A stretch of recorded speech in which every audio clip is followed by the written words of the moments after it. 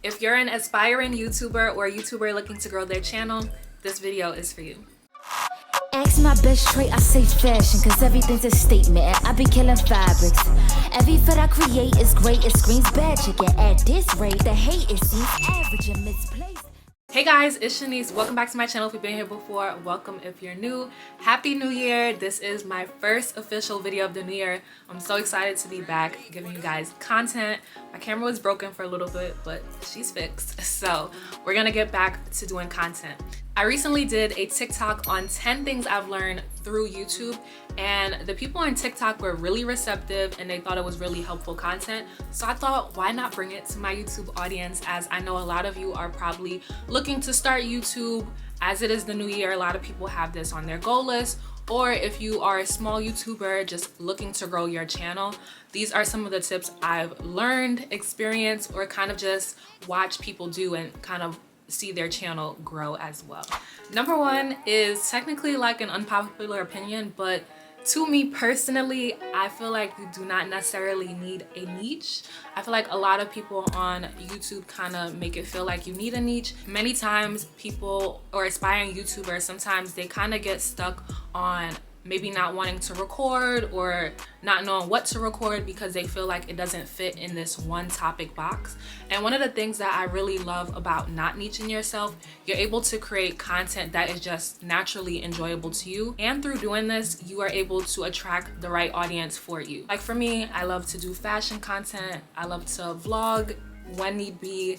And I also love to travel. So people may consider a niche, but there's also videos on my channel that do not fall directly into that niche, i.e. this one. So you just kind of have to figure out what content you like to record, kind of eliminate that fear of people not liking your content, which I know can be scary. People are gonna have something good or bad to say whether you upload or not. Number two is to utilize YouTube's search bar to find thumbnails with similar video titles to the one you are creating. So I actually seen this in another like grow your YouTube channel video, and I thought it was literally an underrated tip that people do not utilize enough. For example, let's say you're doing Vlogmas and you're creating a ideas for Vlogmas video. You would search in the search bar Vlogmas ideas, and you would use the thumbnails that have the most views for inspiration to create your own. You don't want to copy exactly what that thumbnail is like, but you can kind of see what similar audiences that may watch your video are already clicking on, which I thought was brilliant. So utilize number two to help create your thumbnails.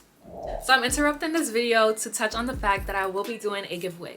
Normally I do my annual holiday giveaway. I've been doing it since I started YouTube, but I was unable to do 2022's annual giveaway because my camera was broken at the time. So nonetheless, we're gonna do it to start the year off on a great page.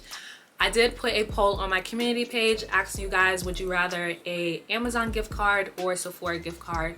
And most of you voted for an Amazon gift card. So I will be giving away a $50 Amazon gift card, and you must follow the following rules. So one, you must be subscribed to my channel. I will ask for proof. You also must leave your Instagram or TikTok as a way for me to communicate with you. I would say Instagram more than TikTok because I'm not sure how TikTok works, if your page is private or not, but it is a way for me to communicate with you if you are the winner of the gift card. And the third question that you must answer, this lets me know if you're watching my videos, is which friend of mine came to my birthday photo shoot and took behind the scenes footage. So if you watch that video, you will be able to answer that question. The winner will be announced in my 1K video. So when I do reach 1K, that is when the winner will be announced. Back to the video. Number three is batch recording. When I say batch recording is a lifesaver at times, batch record. So this means you're recording multiple videos in one day or one weekend. For me, for example, I am a grad student and I work. So I don't have much time during the week to sit here and record a video like this, but I do have time on the weekends. So on the weekends, I try my best to batch record a video. That way I have multiple videos within the week to edit, and you can upload it to schedule out for a certain time and date. One of the reasons I also feel like batch recording is so important is the fact that there are weekends that you may have wanted to record, you're mentally not, you know, there to record, or something may pop up where you're unable to record.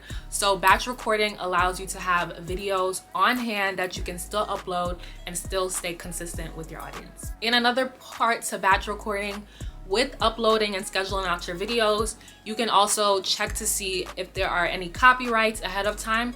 That way, if you do need to re-edit the video, you have time to do so as well. Tip 4 is to utilize the features of YouTube Studio. So this includes adding cards and end videos within your YouTube video.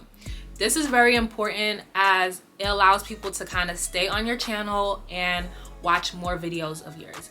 For example, some of you may be watching this video and you're about to click off right now, and I may add this card right here and you may want to watch this video instead.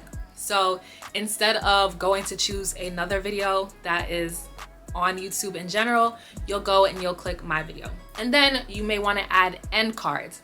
So this is very important for when someone finishes your video, they still have more options on your channel for what they may want to see. So at the end of this video, you may see my previous video at the end along with another video. So these just kind of allow people to stay on your channel, increase your watch time. Especially, I feel like a lot of aspiring YouTubers do not realize how important watch time is.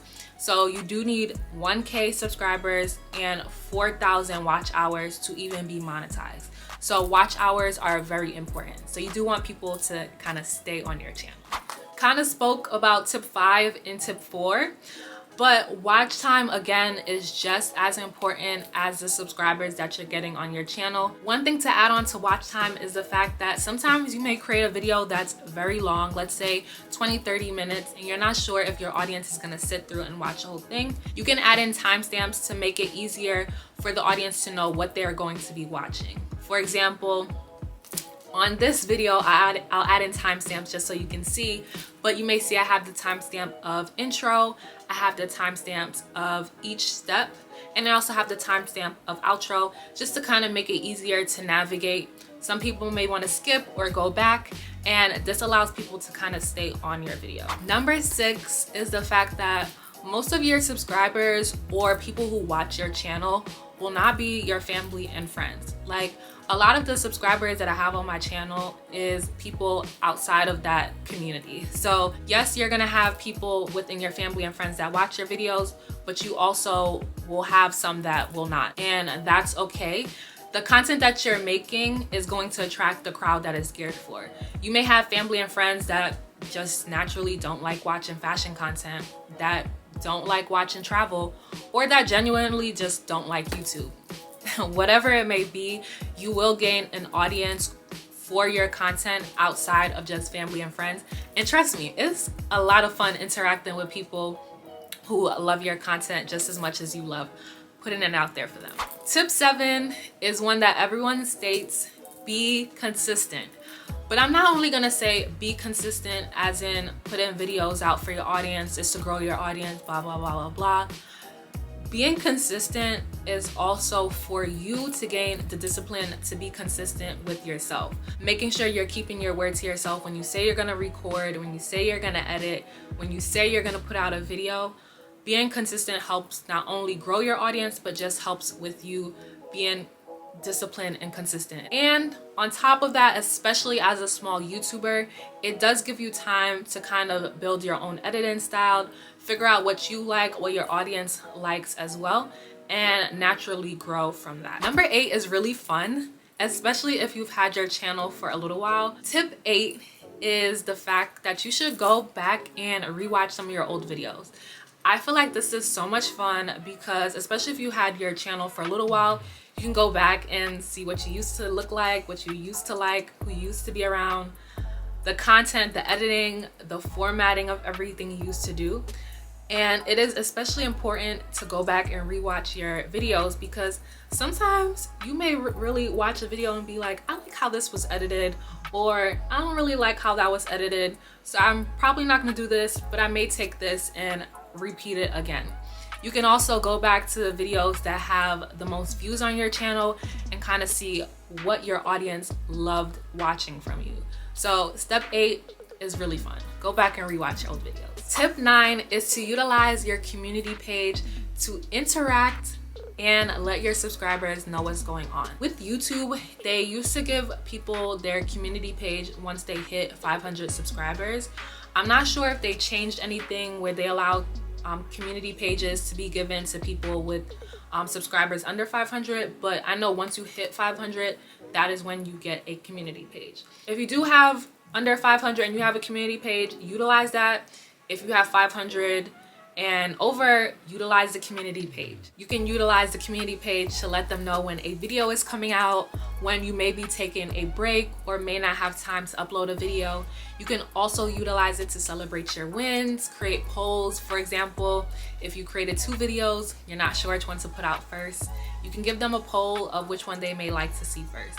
So I just love that community pages kind of allow you to interact and talk to your viewers without having to actually upload a video. So if you do have the community page, please utilize it. It is a tip that I feel like a lot of YouTubers, especially the bigger ones, sometimes they don't always use. So if you do have a community page, make sure to utilize it. And tip number 10. Tip number 10 is the fact that it is okay to take a break. Like, social media can be a lot, especially when you are someone who is doing content creating. A lot of people underestimate how much work and time it goes into creating a video, editing that video, posting that video, and then still having to interact with the community that they are building. It's a lot. So if you do need a break, feel free to take a break, but do not let that break make you feel like you need to give up. Most people right now are probably creating a channel, but that doesn't mean they're going to be able to sustain their channel. You want to make sure that, again, you are being consistent, but you are still taking time to yourself, giving yourself time to rest and relax and recuperate and reset so that you can come back stronger and continue to create videos that your audience would like. Seeing numbers sometimes can be very discouraging, but you want to make sure that you're still creating content because slow growth is still growth nonetheless. So those were my 10 tips for aspiring YouTubers or YouTubers who are looking to continue growing their channel. I hope this video was very helpful for everyone, especially for those of you who are creating a channel right now in 2023. My tip right now is just to get that first video out. Make sure you're having fun with it. If you do have any questions about this video, make sure to leave them in the comment section down below. Don't forget to hit the subscribe button as we are on the way to 1K subscribers. I am so excited about that accomplishment I'm about to reach. And until next time, bye guys.